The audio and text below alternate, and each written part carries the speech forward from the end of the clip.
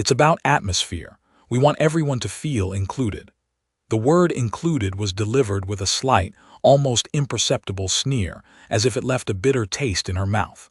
"It's a modern wedding after all, progressive." Maya didn't move. She waited. She knew there was more coming. With a leaner, there was always a second, sharper blade hidden behind the first. "You should come," a leaner Sterling said, the words hanging in the sterile, silent air of the kitchen. The statement was so unexpected, so out of place in the landscape of their typical interactions, which consisted of curt commands from a leaner and silent compliance from Maya, that for a moment, Maya simply continued her task. Her hand, covered by a thin yellow glove, moved in a slow, hypnotic circle, polishing a chrome faucet that was already gleaming enough to serve as a mirror. She could see the distorted reflection of the room in its curve. The vast marble island, the bowl of perfect, untouched green apples, the cavernous sub-zero refrigerator, and the woman who stood behind her, draped in a silk robe the color of champagne. Maya finished her circle, then another, before she straightened up and turned. Her movements were deliberate, economical. In the 3 years she had worked for the Sterlings, she had learned that stillness was a form of armor. Sudden movements drew attention, and attention in this house was never a good thing. Alina held out a thick, shimmering rectangle of cardstock. It was the color of old gold, embossed with an elaborate, swirling crest Maya had only ever seen on the gates of the estate. It was an invitation. "It's this Saturday," Alina continued, her voice possessing the lazy cadence of someone who had never been rushed or ignored in her life. She held the invitation between 2 fingers, her nails lacquered in a deep blood red, as if she were presenting a particularly interesting insect she'd found. "Clara's wedding. It'll be a beautiful affair. The governor is coming. A senator even. We're having swans trucked in for the lake." Maya's eyes remained fixed on Alina's face, a carefully composed mask of polite neutrality. She had been working around the clock for this wedding for months. She knew about the swans. She knew about the governor. She had polished the silver for the 600-person guest list, laundered the antique lace for the table runners, and scrubbed the scuff marks from the ballroom floor where the orchestra would play. She knew the wedding from the inside out, from its grand architecture to its hidden, grimy pipes. She just never imagined she was meant to see it. "That's very kind of you, Mrs. Sterling," Maya said. Her voice was steady, low, a tool she kept carefully calibrated. A thin, cruel smile played on Alina's lips. It was the smile of a cat who had just cornered something small and helpless. "Oh, it's not about kindness, dear." "You should come," Alina repeated, her eyes scanning Maya's simple gray uniform, the practical non-slip shoes, the faint sheen of sweat on her brow from the steam of the dishwasher. She finally looked Maya in the eye, and the mock graciousness fell away, revealing the hard, cold contempt beneath. "And you needn't worry about what to wear." She extended the invitation, pushing it closer to Maya. "Wear whatever you usually clean in." The silence that followed was dense, heavy. The air conditioning hummed. A drop of water fell from the polished faucet into the stainless steel sink with a quiet metallic tink. The insult landed, perfectly weighted, designed not just to wound but to publicly classify. It was a reminder of her place, a reinforcement of the invisible wall that separated their worlds, even when they stood only a few feet apart. Alina was making it clear, "You can be present, but you will never belong. You are not a guest. You are part of the scenery like the swans." Maya felt a familiar, hot coiling in her gut. It was a feeling she had learned to master, to pack down into a cold, dense stone of resolve. She thought of the years she had spent in rooms far grander than this, rooms where her mind, not her hands, had been the thing of value. She thought of the weight of textbooks, the smell of old libraries, the fierce, exhilarating thrill of a perfectly constructed argument. She thought of the person she had been before she had chosen this life of quiet anonymity, this monastic existence of service. A ghost of that person looked out from behind her eyes, watching Alina Sterling with a cool, dispassionate analysis. She wondered how many people had been forced to swallow this kind of casual cruelty, day after day. Would you endure this? Would you stand there and let the acid of someone else's arrogance burn you, just to keep a job that slowly sanded away your soul? Outwardly, Maya's expression didn't change. She reached out and took the invitation. Her gloved fingers brushed against Alina's perfectly manicured ones. The cardstock was heavy, expensive. The gold lettering felt raised beneath her fingertips. "Mr. and Mrs. Alina Sterling request the honor of your presence." "Thank you, Mrs. Sterling," she said, her voice as smooth and polished as the faucet behind her. "I'll be there." Alina's smile faltered for a fraction of a second. She had expected a flinch, a protest, a flicker of hurt. She had not expected this unnerving, placid acceptance. It was like throwing a stone into a deep well and hearing no splash. Disappointed, she gave a dismissive little wave and turned, her silk robe whispering against the marble floor as she swept out of the kitchen, leaving the scent of her jasmine perfume in her wake. Maya stood alone in the vast, silent room. She looked down at the golden invitation in her hand. It was a beautiful object, a masterpiece of calligraphy and design. It was also a weapon, and it had just been used against her. But a weapon, she knew, could be wielded by more than one person. She carefully placed it on the counter, next to her cleaning supplies, a strange and shimmering artifact in a world of soap and sponges. And for the first time in a long time, a flicker of the woman she used to be sparked in her eyes. It was a cold, bright, and dangerous light. On the day of the wedding, Maya moved through the estate like a ghost. She wore her uniform, a final concession to the role she was about to shed. The air was thick with the scent of 1,000 white roses and the nervous energy of an army of caterers, florists, and coordinators. She saw the swans being released into the man-made lake, their white feathers stark against the unnaturally blue water. They looked confused, displaced. Maya felt a kinship with them. Guests began to arrive, a river of pastel silks, bespoke suits, and blinding jewelry.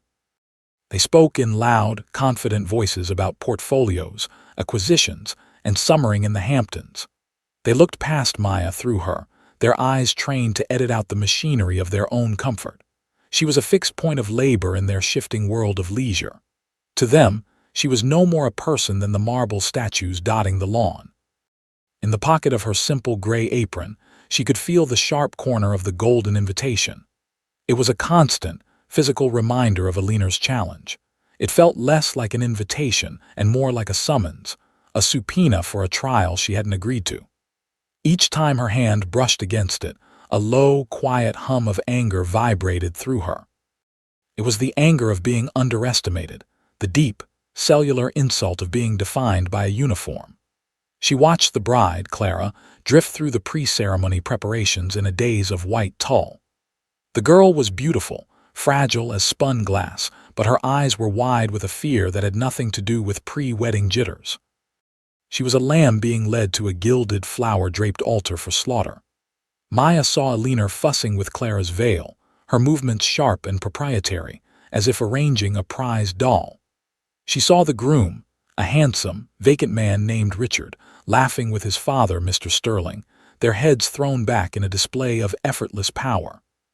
Maya slipped away to the small, windowless staff locker room.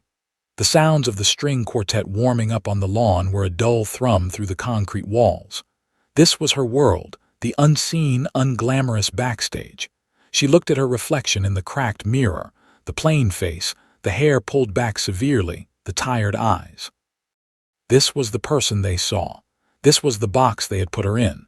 She thought again of Alina's sneering words, the casual cruelty meant to keep her in that box forever. Would she let it? Would she allow their judgment to be the final word on who she was? Maya opened her locker.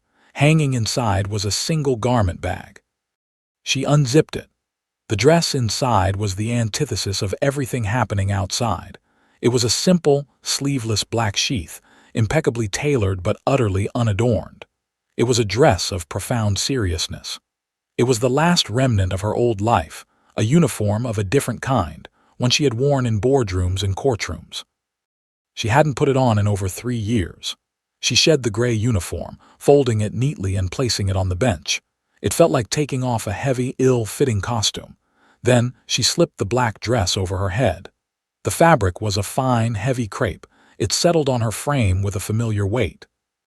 It was the weight of authority, of knowledge, of a past she had tried to bury under years of silent, physical labor. She looked in the mirror again.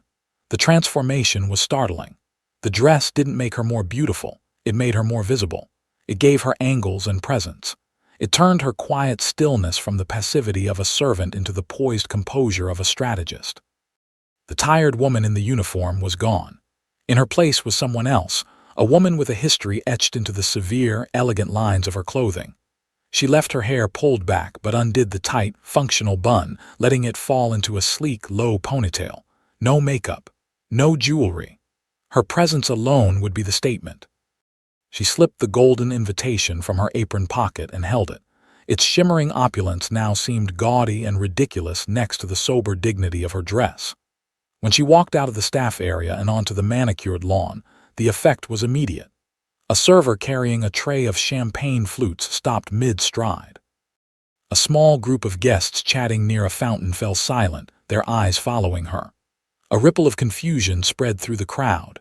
They recognized her. She was the maid, the help, a familiar fixture of the background. But the woman in the black dress didn't belong in the background.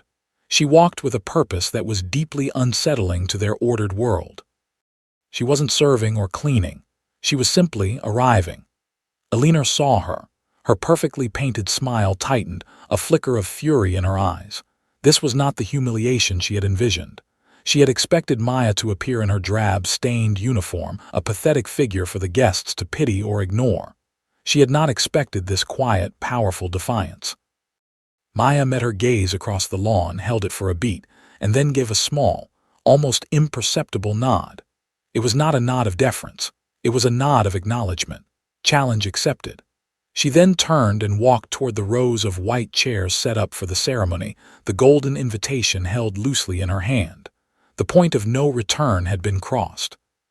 The game was now hers to play.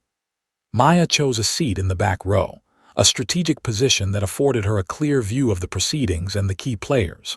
The guests around her threw furtive, questioning glances her way, whispering behind their hands. She ignored them, her attention focused on the small, private drama unfolding near the front. Mr. Sterling, the groom's father, was holding court. He was a large man, florid and booming, a living caricature of corporate power. He had a glass of what looked like very old scotch in his hand, and he was gesturing with it expansively as he spoke to a cluster of men in identical navy suits. "It's a fortress," he was saying, his voice carrying on the light breeze. "A work of art.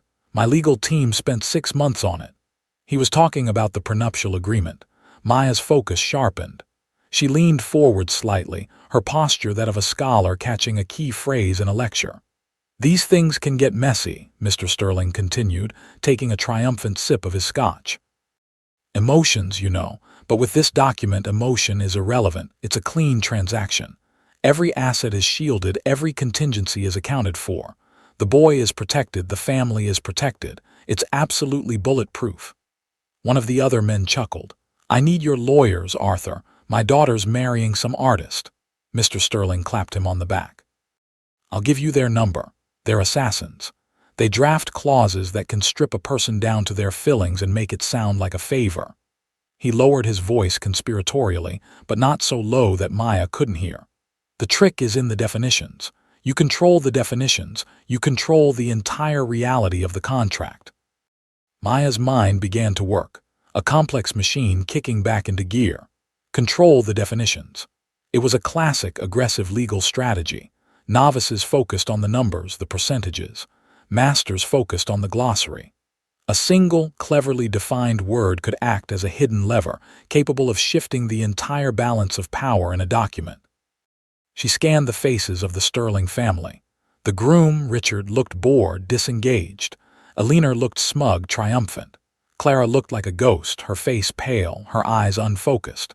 She was the only one who didn't seem to understand she was at the center of a clean transaction. Maya's gaze was cool, analytical. The quiet competence that had once allowed her to navigate the treacherous waters of multi-billion-dollar mergers was now being applied to the scene in front of her. She wasn't just a maid anymore, or even a defiant guest. She was a lawyer, on site, observing the presentation of evidence, and Mr. Sterling had just given her his opening statement. He believed he had built an impenetrable fortress. He had no idea that the one person in the world who knew how to find its hidden door was sitting in the back row. Just as the guests were being asked to take their seats, a moment of chaos provided an opening. A flower girl had a small tantrum, and in the flurry of parental activity, Clara slipped away from her mother's suffocating orbit. Her eyes scanned the crowd, desperate, and found Maya. She moved quickly, her enormous white dress rustling like a panicked bird. She cornered Maya near a large, weeping willow at the edge of the lawn, its branches providing a thin veil of privacy. "I saw you," Clara whispered, her voice trembling. She was clutching a small bouquet of lilies so tightly her knuckles were white. "My mother is furious. You shouldn't have come." "She invited me," Maya said calmly. "It wasn't an invitation," Clara said, tears welling in her eyes. "It was a trap. Everything in this family is a trap." The confession hung in the air, raw and honest. Maya's expression softened. The analytical coolness receded, replaced by a deep, protective empathy. She had seen this girl grow up, in fleeting moments in hallways and kitchens.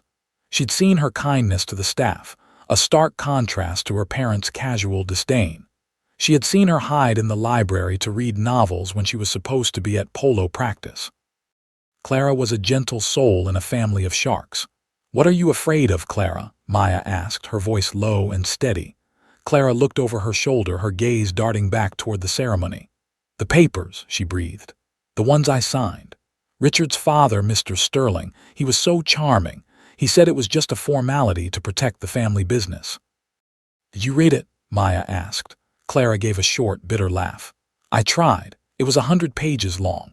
My own lawyer, one my father hired, said it was standard. He told me not to worry about the boilerplate language. Boilerplate, the most dangerous word in any contract. It was the jungle where predators hid the traps. There was a section." Clara's voice dropped even lower. "Something about future earnings and intellectual property. I'm a painter, you know. It's not much, but it's mine. They said it was just to make sure I couldn't claim a stake in Richard's company if I helped him with a logo or something." She looked at Maya, her eyes pleading for an answer she already knew. "They say I won't get a cent if I leave. Is that true?" The raw fear in the young woman's voice solidified Maya's resolve. This was no longer about her own pride or Aliner's petty cruelty. It was about this girl, who was about to sign her entire future away, unknowingly. The moral obligation was absolute. Maya was the only person here who had the knowledge to understand the trap and the proximity to spring it. To stay silent now would be a profound act of cowardice, a betrayal of the very principles of justice she had once dedicated her life to. "Clara," she said, her voice firm but gentle, "a contract is only as powerful as the person who enforces it." Before she could say more, Aliner's sharp voice cut through the air. "Clara, what are you doing back there?" "The music is starting." Clara flinched, the spell broken. She gave Maya one last desperate look and then hurried back toward the altar, the sacrificial lamb returning to her post. Maya watched her go, a cold resolve settling over her. The system had failed this girl. The lawyers had failed her. Her own family had failed her. Now, there was only Maya. As the string quartet began to play a saccharine classical melody, two men took their seats in the row directly in front of Maya. She recognized them from Mr. Sterling's earlier circle, junior associates from his law firm, judging by their youth and their anxious, eager-to-please posture. They were still buzzing from their boss's praise. "Did you see his face when he was talking about the prenup?" The first one whispered, loosening his tie. "Proud as a peacock. He really thinks it's a masterpiece." The second one chuckled, a low, smug sound. "It is a masterpiece, a beautifully vicious masterpiece. I still can't believe we got away with Section 7, Line 4. Maya's entire body went rigid. Section 7, Line 4. It was the key. "I thought for sure her counsel would flag it," the first one said. "The language is so broad.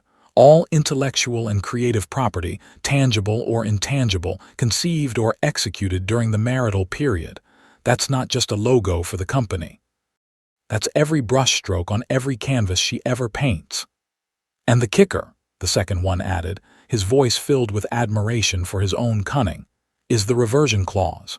If she violates the NDA about the family's business dealings, which, let's be honest, she'll hear things, ownership of all that property reverts to the Sterling Family Trust.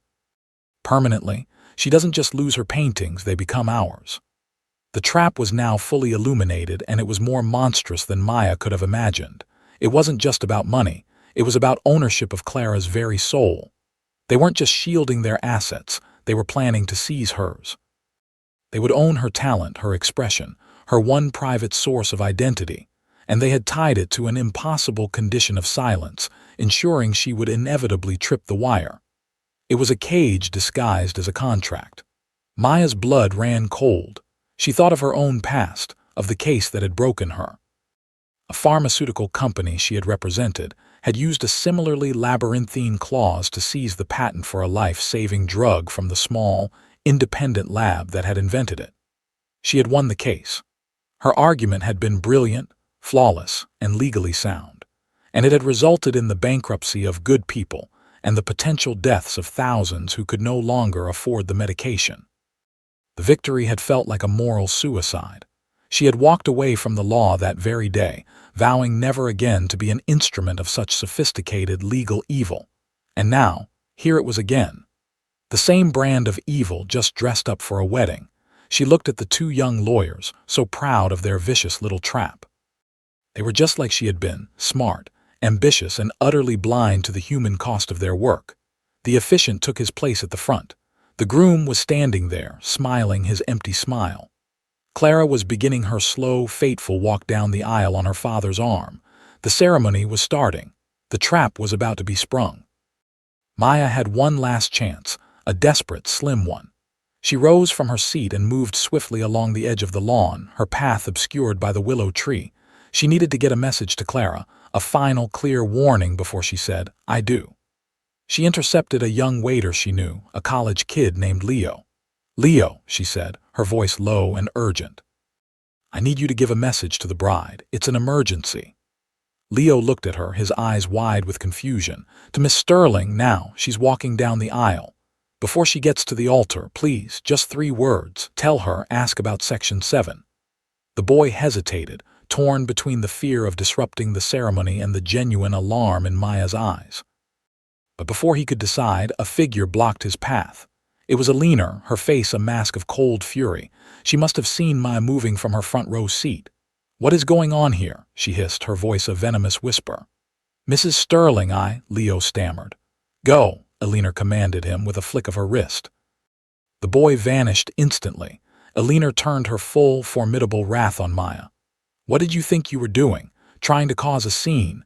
I knew this was a mistake." "Clara doesn't understand what she's signing," Maya said, her voice level despite the adrenaline coursing through her. "She needs to know what's in that document."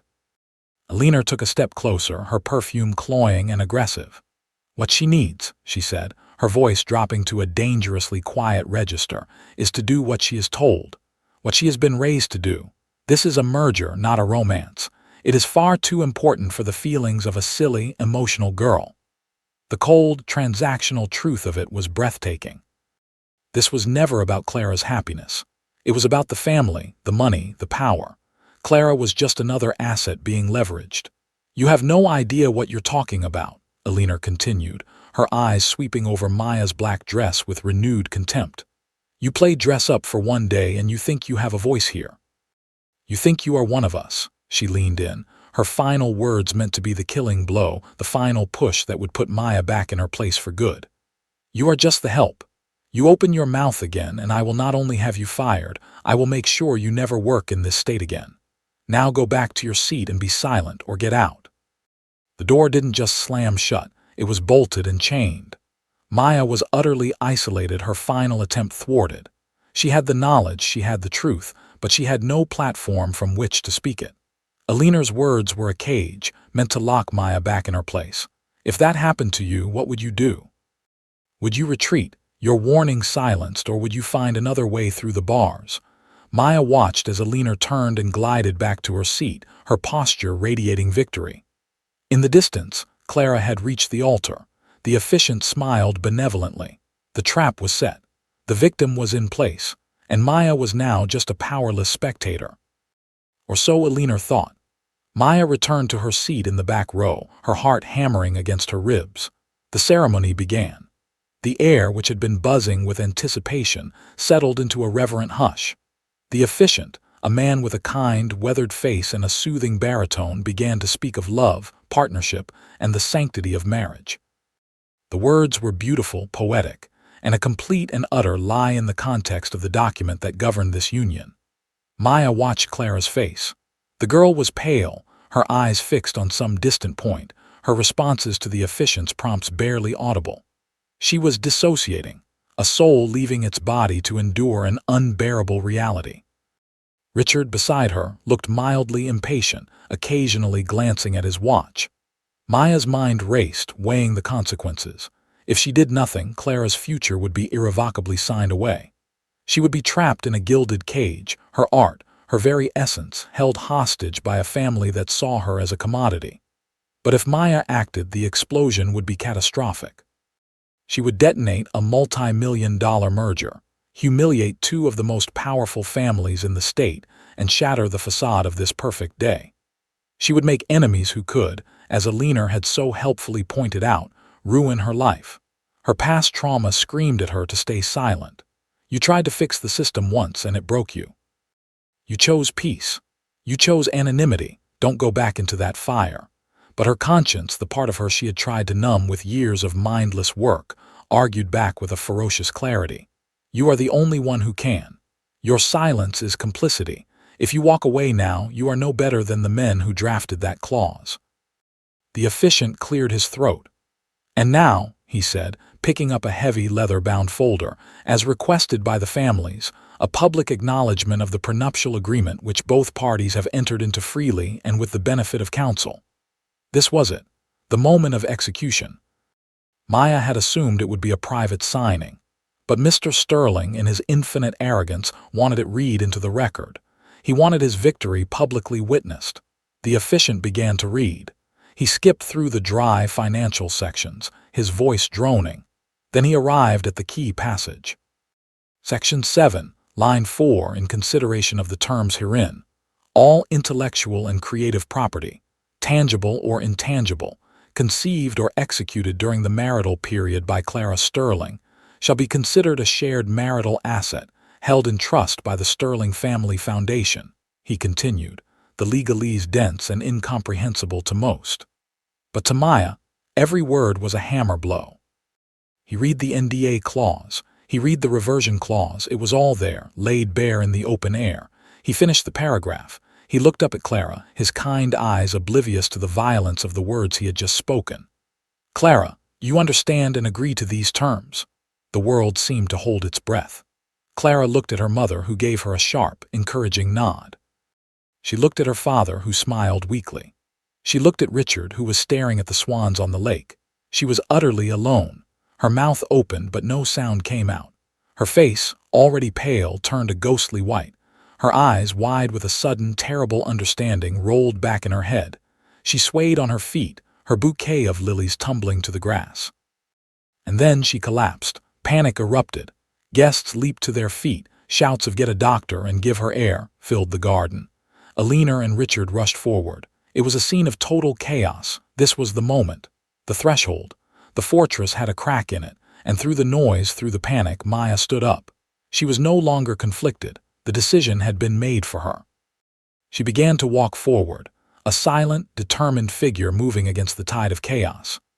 As guests swarmed the altar and Alina Sterling shrieked for a doctor, Maya moved with a preternatural calm. She didn't run. She walked, her steps measured and deliberate, and this eerie composure seemed to part the sea of panicked guests before her.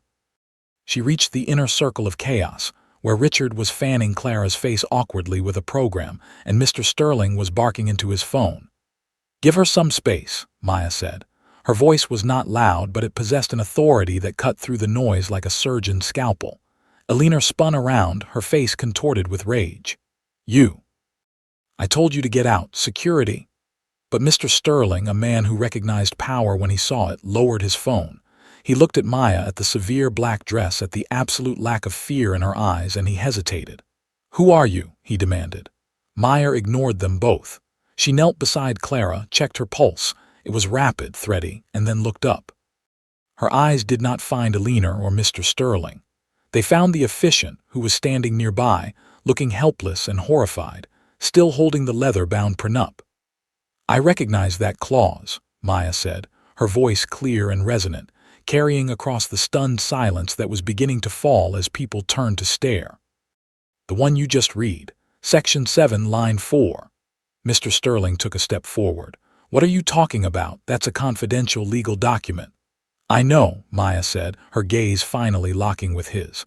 In fact, I drafted a similar one under Professor Reinstein at Harvard Law. The words dropped into the silence like stones into a perfectly still pond. Harvard Law.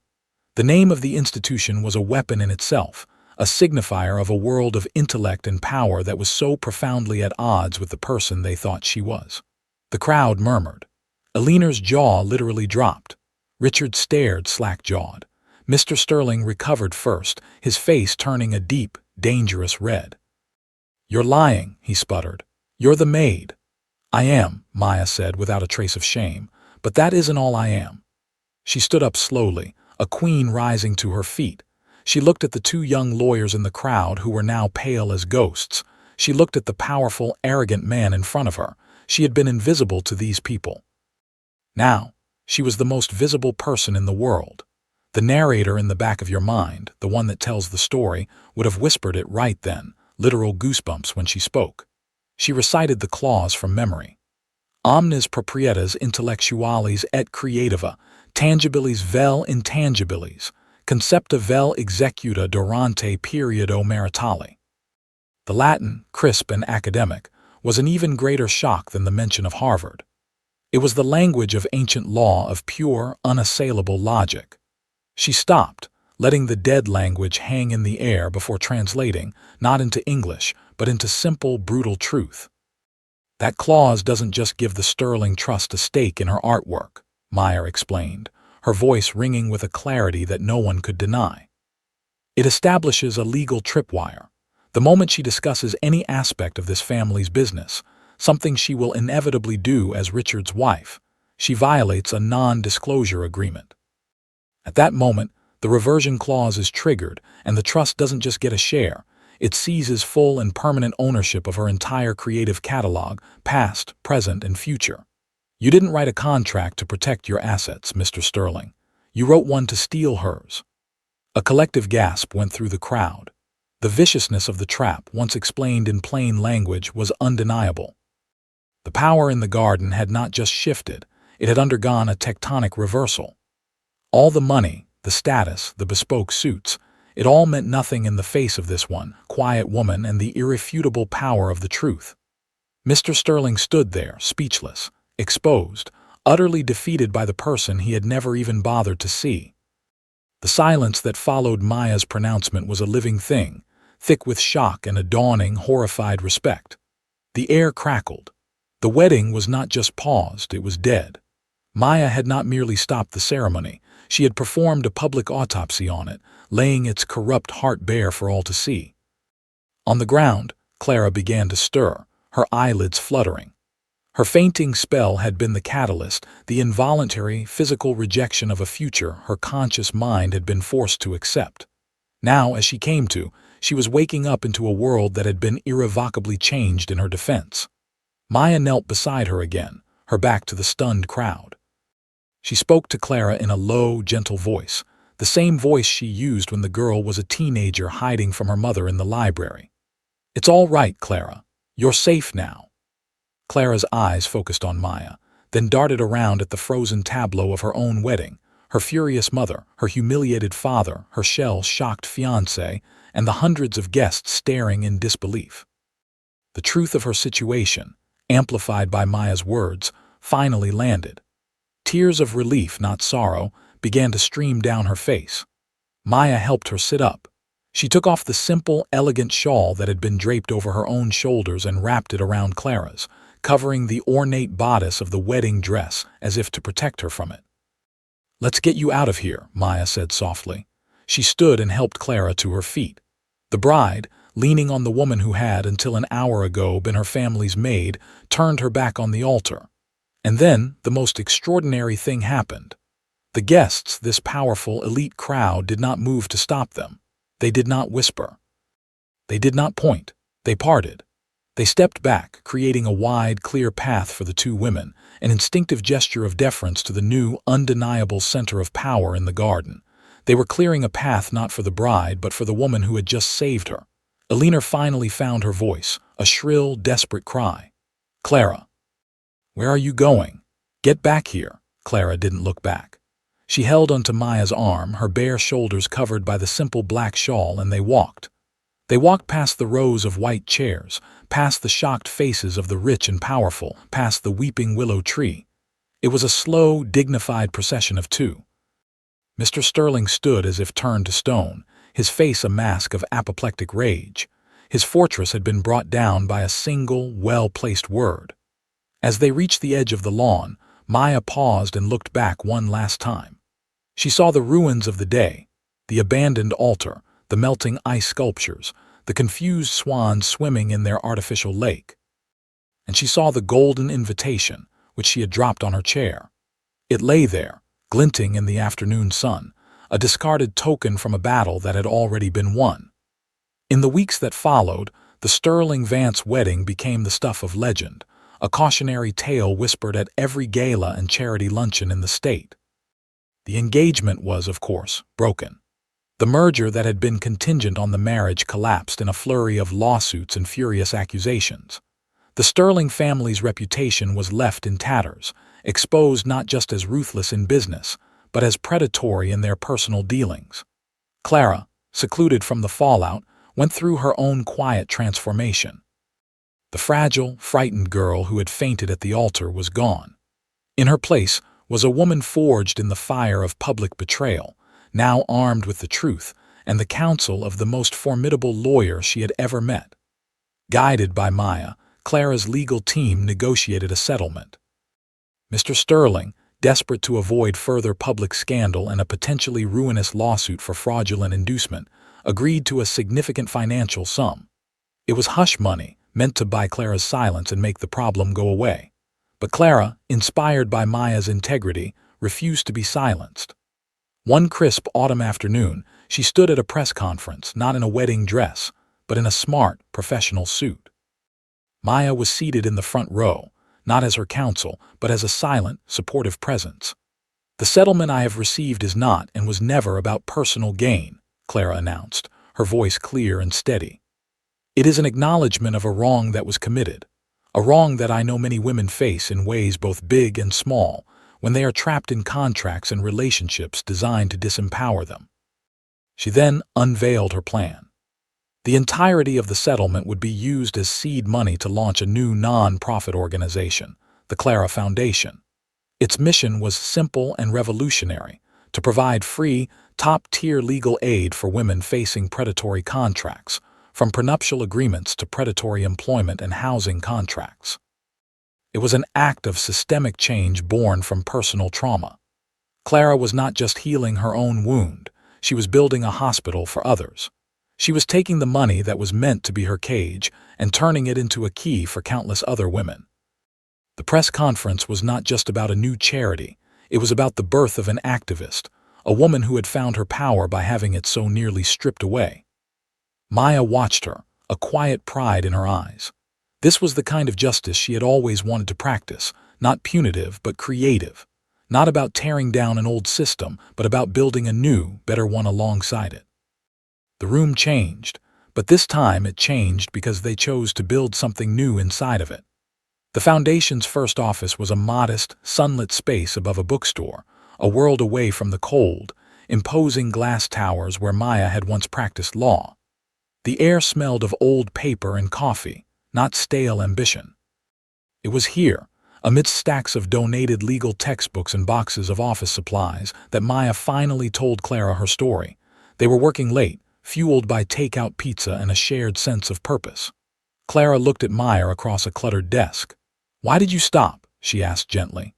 "You were brilliant. You could have been a partner at any firm in the country." Maya was silent for a long moment, staring out the window at the quiet street below. "I was a partner," she finally said, "at one of the biggest firms in Chicago. I was their star litigator. I was arrogant and I was very, very good at my job." She told Clara about the pharmaceutical case, the one that had been her masterpiece and her undoing. She spoke of the brilliant, elderly scientist who had developed a breakthrough Alzheimer's drug in his small, independent lab. She described how the massive corporation she represented had used a single obscure clause in a funding agreement, a clause she had found and weaponized, to argue that the patent belonged to them. "I destroyed him on the stand," Maya said, her voice flat, devoid of emotion. "I used his passion against him. I painted him as a naive, sentimental old man who didn't understand the realities of business.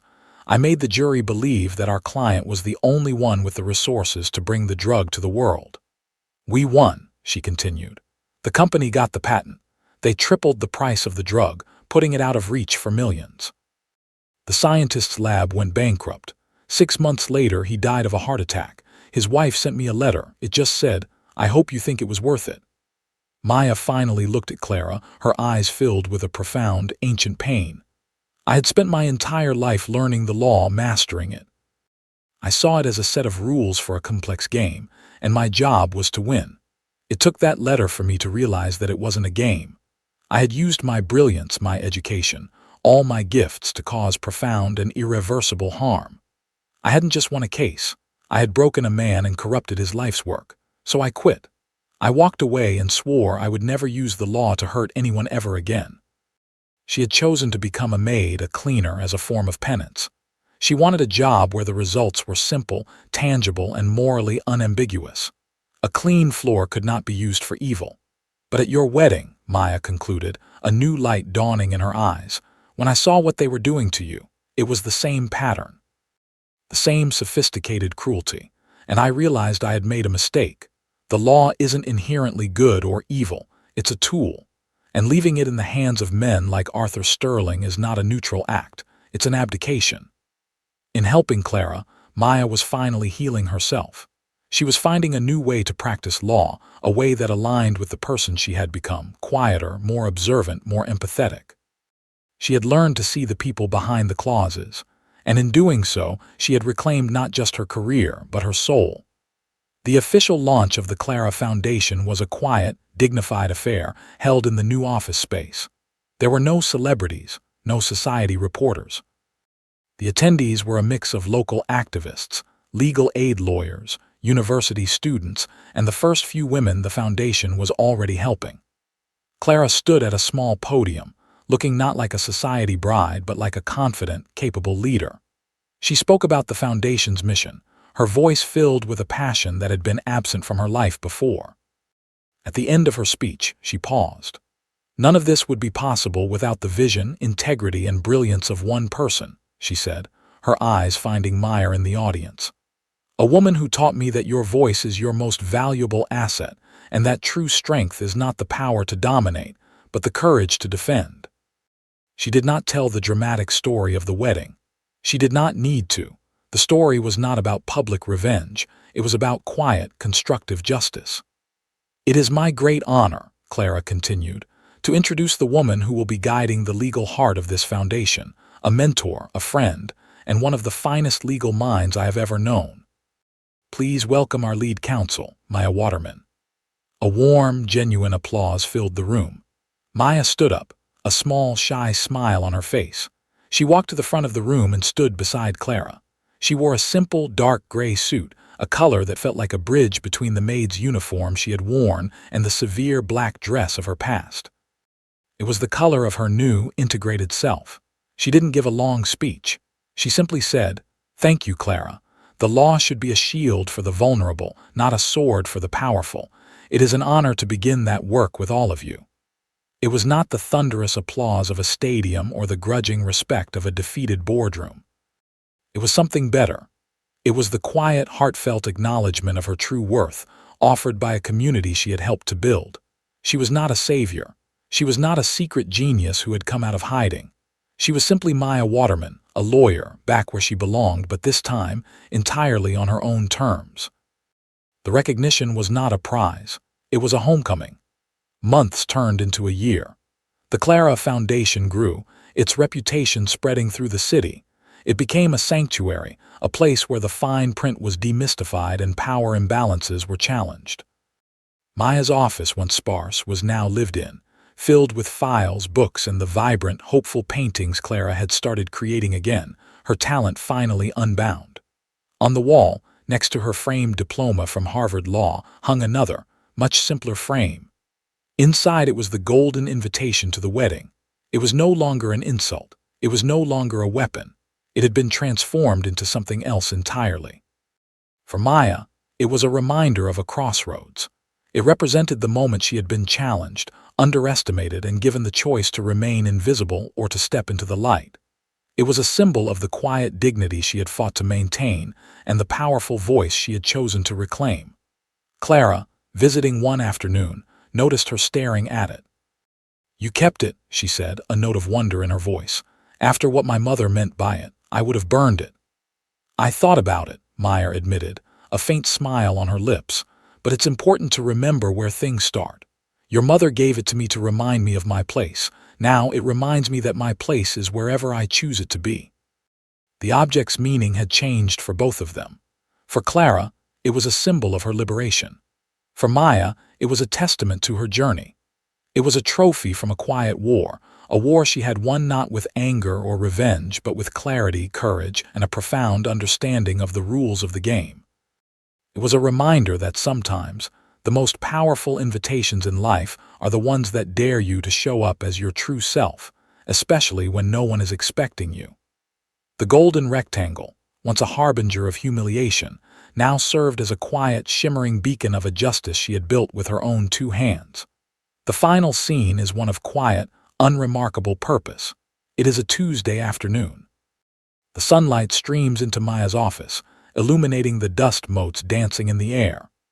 Across the desk from her sits a young woman, maybe 20 years old, her hands clenched nervously in her lap. She is a student, and she is holding a scholarship contract from a large tech corporation that contains clauses about her future intellectual property. Maya is leaning forward, her expression one of calm, focused empathy. She has a pen in her hand and she is tapping it gently next to a densely worded paragraph. "This part here," Maya says, her voice low and steady. "The part they call standard boilerplate. This is where they take ownership of anything you create, even on your own time if it's even remotely related to their field. We can fix that." The young woman looks up, her eyes filled with a dawning hope. "Really?